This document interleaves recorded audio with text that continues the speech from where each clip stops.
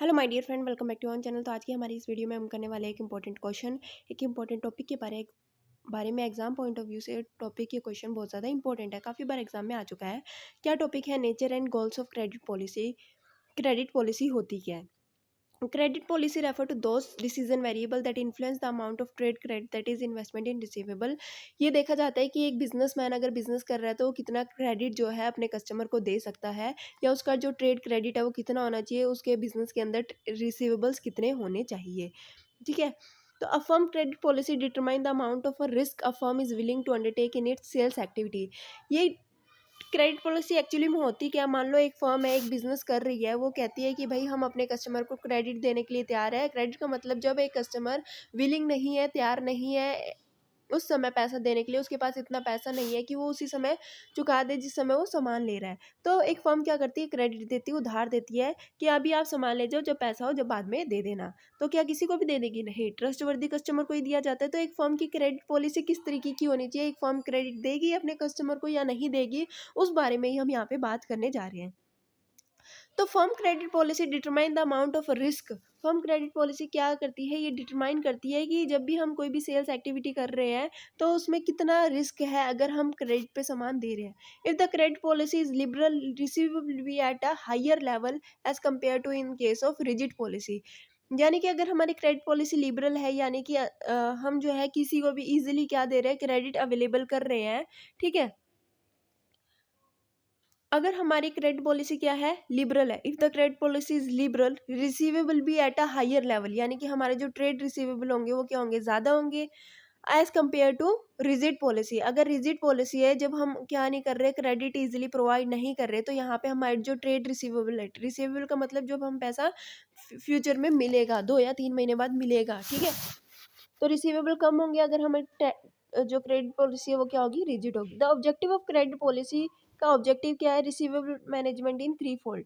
Objective यही है कि जो भी हमारे रिसीवेबल्स है उसको हम 3 तरीके से मैनेज करते हैं कि to maintain optimum level of investment in receivable, यानी कि हमें ज़्यादा रिसीवेबल्स को नहीं बनाना, ज़्यादातर क्रेडिट नहीं देना है, एक लेवल तक हमें क्या करना है? उधार देना है बिजनेस में।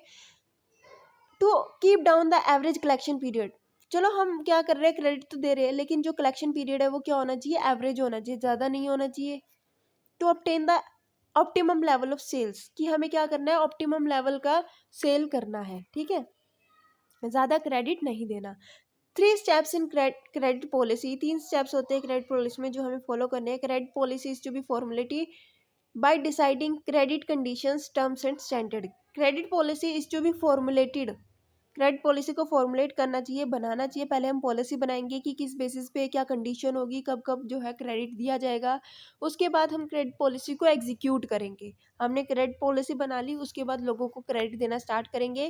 Credit policy is to be evaluated by collecting and analysing information. Credit policy को हमें क्या करना चाहिए? टाइम टाइम पे इवेल्युएट करना चाहिए, क्या पॉलिसी सही है, क्या हम टाइम पे पैसे को कलेक्ट कर रहे हैं, क्या क्या इन्फॉर्मेशन जो है अवेलेबल है, उन सारी चीज़ों को हमें एनालाइज करना है। अब बात करते हैं कि जो भी हम क्रेडिट पॉलिसी देते हैं उसको देने का क्या गोल है, क्या रीज़न है।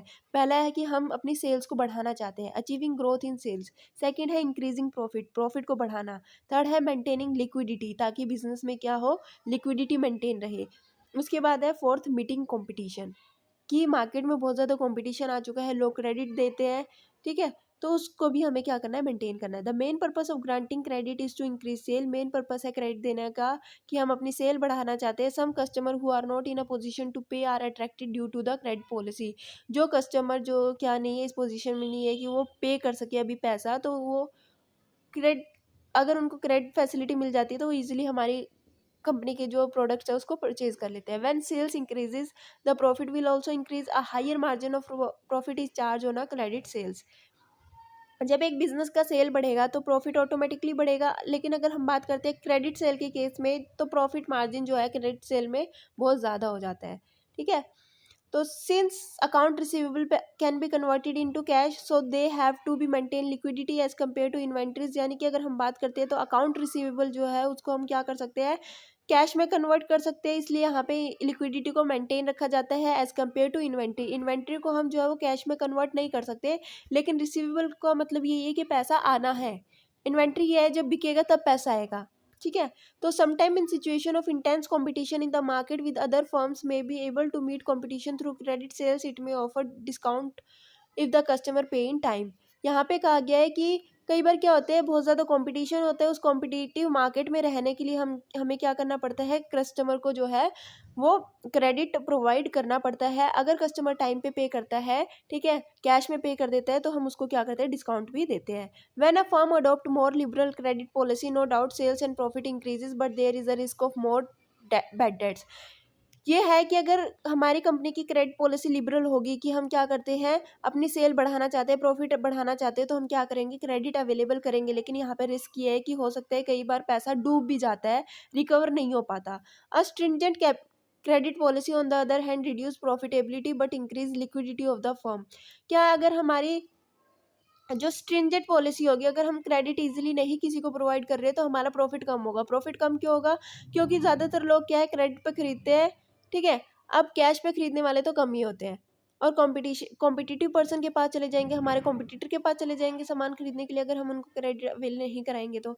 अब मोर liberal credit policy shows that liquidity decreases and profitability increases. अगर क्रेडिट पॉलिसी क्या होगी, अच्छी होगी, लिबरल होगी, तो हमारी कैश तो कम हो जाएगा, लिक्विडिटी तो डिक्रीज हो जाएगी, क्योंकि एकदम तो पैसा मिलता नहीं है, लेकिन प्रॉफिट इंक्रीज होगा, क्योंकि जब क्रेडिट पे सामान बेचा जाता है तो ज़्यादा हाई लेवल ऑफ मार्जिन पे बेचा जाता है। इन case of rigid and stringent policy, liquidity increases and profitability decreases. उल्टा है अगर हम स्ट्रिंजेंट पॉलिसी का यूज करते हैं। So a firm credit policy should be such that can maintain balance between liquidity and profitability. एक फर्म की credit policy इस तरीके की होनी चाहिए कि वो क्या कर सके, एक तरीके से बैलेंस बना सके लिक्विडिटी और प्रॉफिटेबिलिटी के बीच में। Credit policy depend upon many factor, that is percentage of cash sale to total sale की।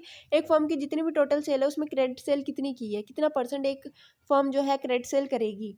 Nature of business and convention prevailing in the trade, किस तरीके का बिजनेस है, किस तरीके की कन्वेंशंस, ठीक है, ट्रेड में एक बिजनेसमैन को अवेलेबल है। Level of sales, that is higher the sale higher will be the receivable and vice versa. अगर कितने लेवल पे क्रेडिट में सेल किया जाता है, ज़्यादा सेल होगी तो ज़्यादा क्या होगा, रिसीवेबल होगा, कम सेल होगी तो कम रिसीवेबल होगा। कलेक्शन पीरियड आपने कितना रखा है, कितने पीरियड के अंदर आप अपना अमाउंट जो है वो कलेक्ट कर रहे हो। उसके बाद क्वालिटी ऑफ कस्टमर, किस तरीके की कस्टमर है, क्या इजीली पेइंग कस्टमर है, ठीक है, कैश में लेना चाहते हैं, क्रेडिट में लेना चाहते हैं। क्रेडिट कस्टमर है तो क्रेडिट वर्थिनेस कितनी है, कितने टाइम पीरियड में वो पैसा लौटा रहे हैं। टर्म्स ऑफ सेल, किस टर्म पे आप अपने सामान को सेल कर रहे हो। तो ये कुछ वेरिएबल्स थे जिसमें हमने पढ़ा nature and goal of credit policy. I hope कि आपको समझ में आ गया होगा। वीडियो अच्छी लगी तो लाइक शेयर सब्सक्राइब करना मत भूलना। Thanks for watching.